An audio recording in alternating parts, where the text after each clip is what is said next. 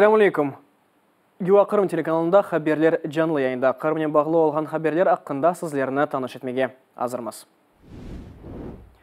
Да 58 инсан ишғал етілген Қырымда қасталанды. Бұақта ишғалжы әкімет хабер ете.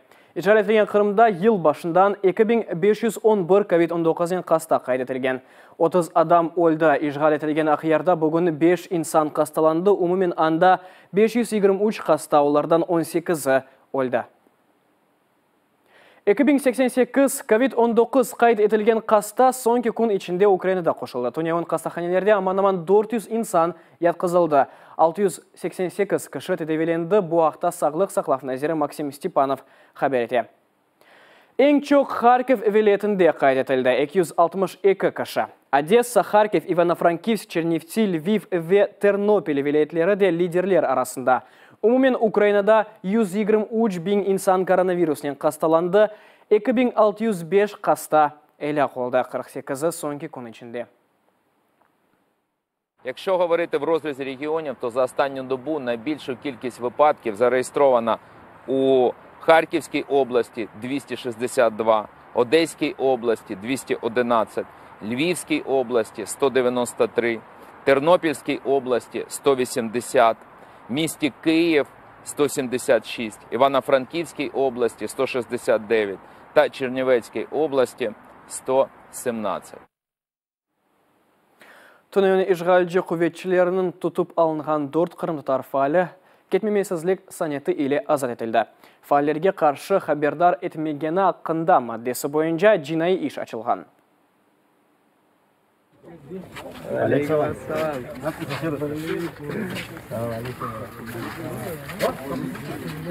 Айдыр Аблакимов ишғалжы ФСБ-нің бинасындан ақшам саат 8-де шыққан. Энвер топчы 21-20-де, Ридван Умеров 22-20-де. Айдыр Кадыров ишғалжы бинасыны геже саат 2-де теркетті. Эркек сорығы насыл кечкеніні достарына тариф етті. Дадажонова по факту мы не знаем. Знает человека в МИДе, то есть, отца моего двоюродного брата. Но не знаю его под этой фамилией.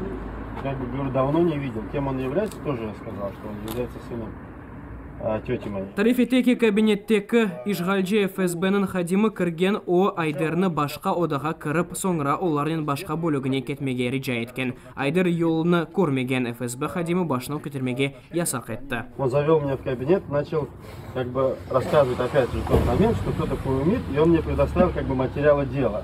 Якобы распечатку с нашей переписки в ВК за 15 год, апрель месяц, если я не ошибаюсь. Он мне писал там. Айдырның ВО күн башқа бір яқылынғанын сұрғысындан сон о Ридван Умеровны тефрифханесінде ерлештіргенлер. На столе лежала коробка с финиками начатыми, то есть, там, грубо говоря, коробки треть оставалась. Я уже у него, Павел, да, его? Петра. Я говорю, спросил, можно поесть, потому что я действительно кушать уже хотел очень сильно, это уже был вечер. Он сказал, да, кушай.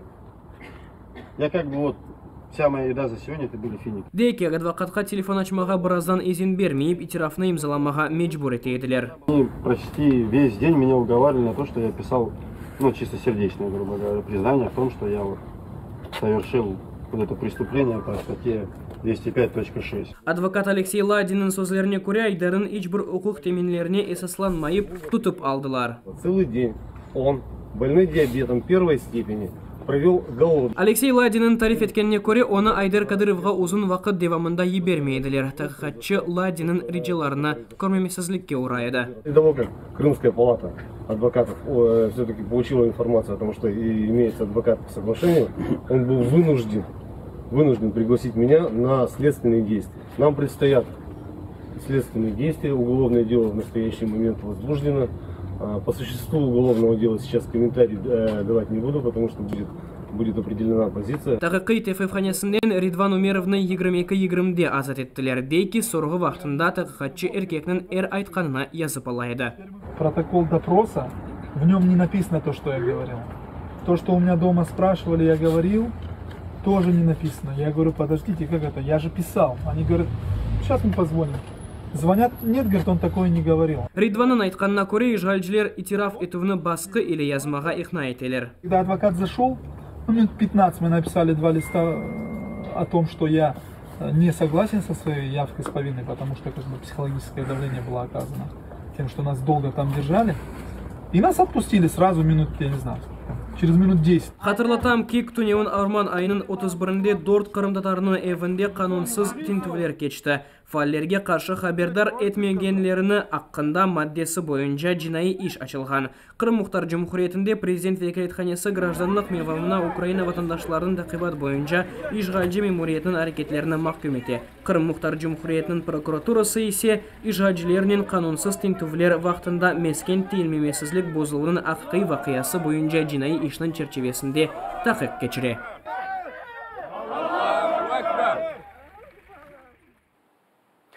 Уч 121 талебе ишғал етілген Қырымдан Украина али оқу йұртларына кірді. Бұл вақта Змина инсан ақлары мерkezінің идаречесі Татьяна Печончик хабер етті.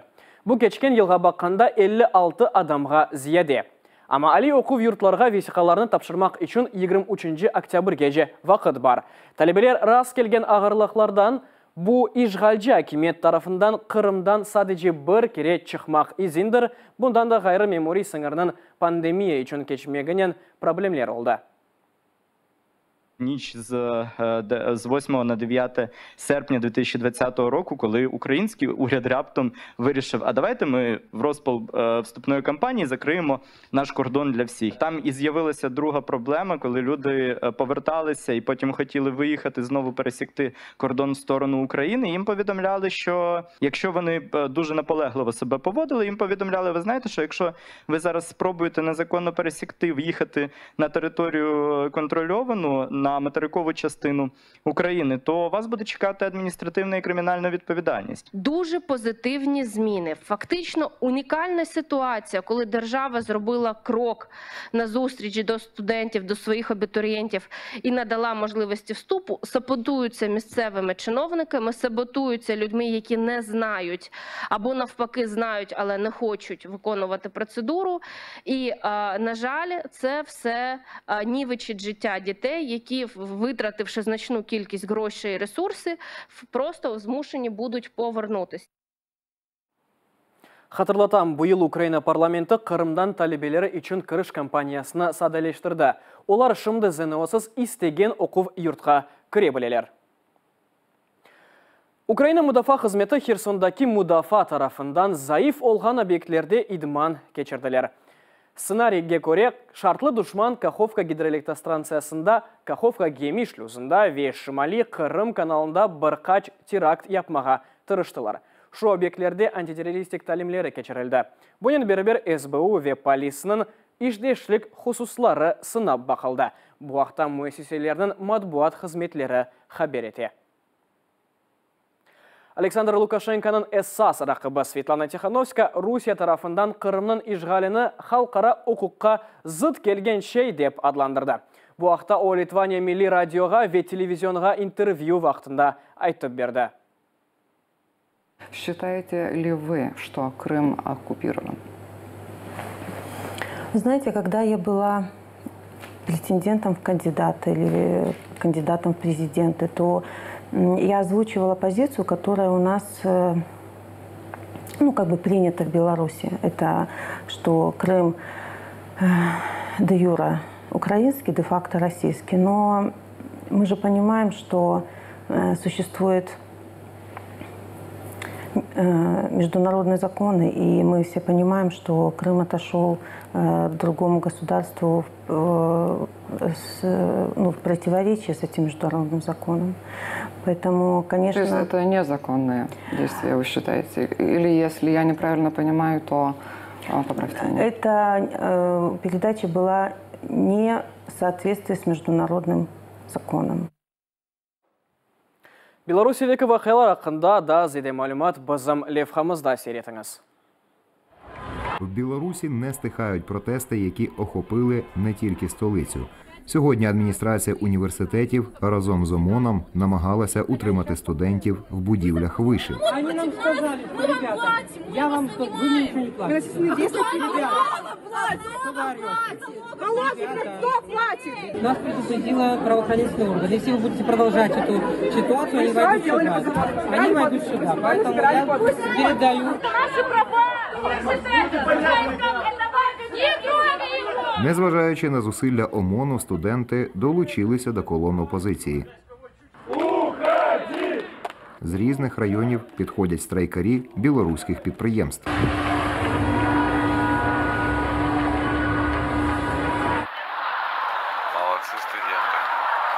Поліція намагається затримувати протестуючих, але не так жорстко, як в перші дні після виборів.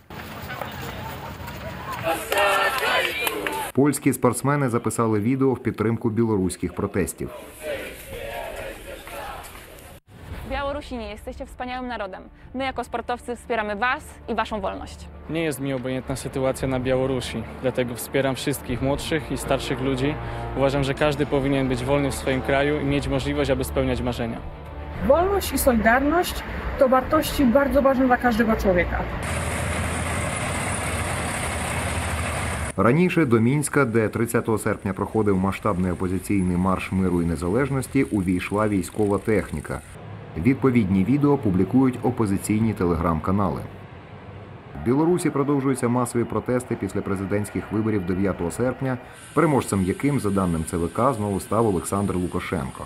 Понад 2000 студентів та викладачів Гродненського державного університету імені Янки Купали підписали петицію з вимогою призначення нових виборів, повідомляє білоруська служба Радіо Свобода. Як повідомив в Твіттері редактор радіо «Вільна Європа» Рікард Юзвяк, робочі групи в Брюсселі завершують роботу над санкціями проти Білорусі цього тижня, а посли країн ЄС мають схвалити їх наступного тижня. Бунин семья созернет саглыклаша мозыңызге пек мукайт олыңыз, саглыхен қалыңыз көрішкенже.